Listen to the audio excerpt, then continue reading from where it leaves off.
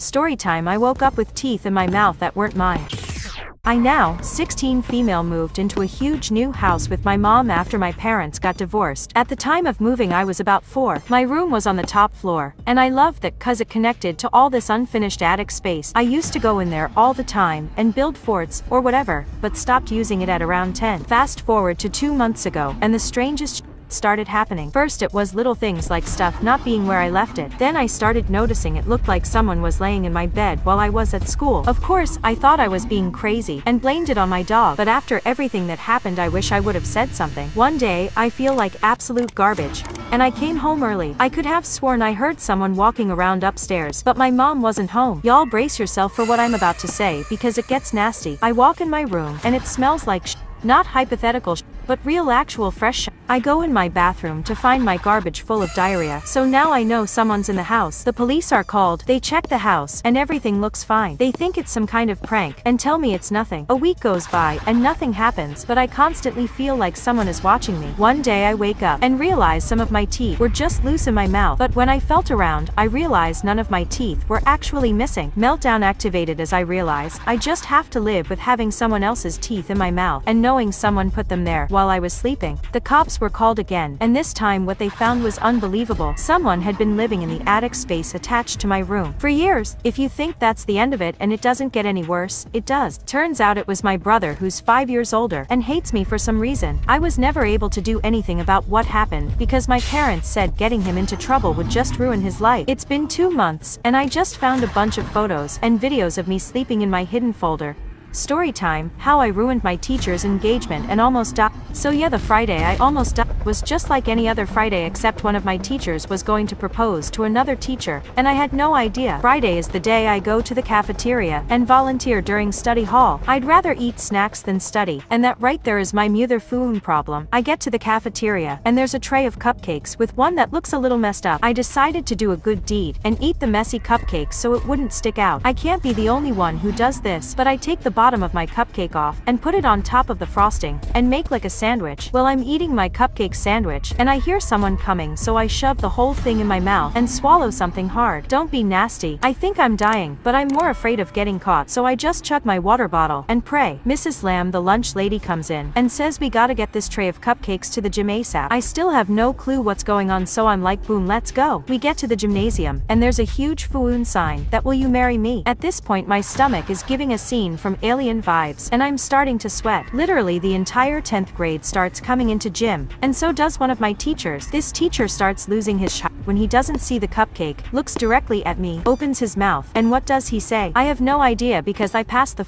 out. I woke up 8 surgeries and 6 months later from a medically induced coma. Shockingly, diamonds don't digest that great. Edit. Yes, the teachers are engaged, and no, they didn't keep the ring. Storytime. I think I was abducted by aliens. Okay, so before you just think I'm crazy, hear me out. This one night I'm half asleep. I sit up, look around, and out of my window I see this crazy bright light. I immediately say to myself, nope, not today, and close my eyes. You know, cause if I can't see it, then it can't see me. I'm doing my best to ignore it, but my brain was all, how much would TMZ pay for a picture like that? I know, stupid. My eyes are still closed. I grab my phone, guesstimate the money shot, and open my eyes just for a sec to make sure. Stupid. The light wasn't just crazy bright and close, but it was in my room. And that, my friends, is all I can remember. But here's the thing. The next morning, I can't find my phone. Somehow it ended up 3 blocks away, and it's fried. Won't even turn on. Another weird thing. I was laying in bed, and on my ceiling there are scratches, like being dragged, and trying to hold on scratches. Plus my dog hates me now. I mean, will not come near me, and growls, hates me. Oh, and I'm constantly getting lightning level static shocks when I touch basically anything. I told one of my friends about it, even showed him the marks on the ceiling, but he thinks I'm pranking him. I still feel like me, and nothing is wrong, I guess, but there's no way it was all a dream. Storytime face mask. I used to have this friend named Adam in middle school, and I don't think I'll ever forgive him for what he did to me. We were both a little weird, so I tried not to be too judgmental when he did certain things, but one night he took weird to a whole new level. Neither one of us could make other friends, so we pretty much did everything together. together. On Halloween it was obvious that we would dress up together and go trick or treating together. We went back and forth for a while about what we wanted our costumes to be when Adam told me he had these really cool masks. I was tired of arguing about it, so I just agreed. I was at Adam's house, so I asked him if I could see them. He got all weird and said something about them being in his parents' room, which was a room we weren't allowed to go in. I knew he was lying, but I told him to just bring them to school the next day. We meet up at school, and he didn't have the masks. I waited until a week before Halloween, and still I had no idea what the masks looked like. I got a little frustrated and pretty much told Adam if he didn't show me the masks by the next day, I was gonna get a new costume. He told me the masks were awesome, and I could look at them the next day. When I got to his house after school, there were two of the creepiest masks I have ever seen in my life on the kitchen table. I couldn't wait to try it on, but Adam stopped me and explained that they were fragile, and I needed to be careful. That's when I noticed the back of the mask was sewn up with a thick thread, and it made me really uncomfortable. When I tried the mask on, it was wet and stuck to my skin a little, and there was this really weird smell. It didn't smell bad, but it was kind of chemically. I asked Adam why it was wet and what the smell was. He told me they were in storage, so he washed them. Halloween night came, and we wore our masks, and the night was going great. That is until my mask started to fall apart. Without warning, the ear came off in my hand, and the smell that followed made me puke inside the mask. As I ripped the mask off of my face, I started to realize so many things all at once. The mask didn't feel like rubber, and my friend, his parents own a morgue. It was a face mask.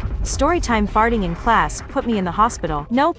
No exaggeration, farting in class put me in the hospital. A little backstory. It was my senior year of high school, and our class trip was to Italy. A group of us decided to sneak out and go drinking, and it was amazing. But this is where I think my problem started. The next day, I was having some really weird stomach pains, and I could hardly eat. I just thought it was a hangover, but I was still feeling really weird by the time we left 3 days later. Over the next couple of weeks, I started to notice that I was farting a lot more. And not only that, but it was getting harder and harder to hold them in. Well, one day I'm sitting in class, and I feel one coming. I'm wearing a skirt, so I'm pretty sure if I drop my pencil and lean to the side while I fart, it'll come out completely silent. So that's what I do. And it smells like poop and death. Some people think it's me, but thank goodness no one can say for sure. So after the teacher opens all the windows in January, we get back to class. Not too long after, I feel another fart bulldozing its way out, but I don't have time for a plan. Remember I said I was wearing a skirt? This fart ricochets off of the chair and is the loudest thing I've ever heard in my life. And then I feel something in my underwear.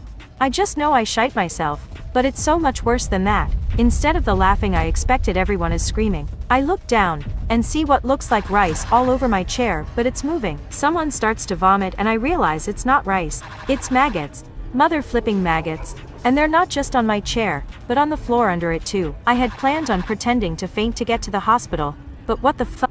My teacher immediately called 911, and I sat on a bucket until the ambulance came. I had intestinal myositis. I'll let you Google that. And even though I'm physically fine now, I'm traumatized as fuck.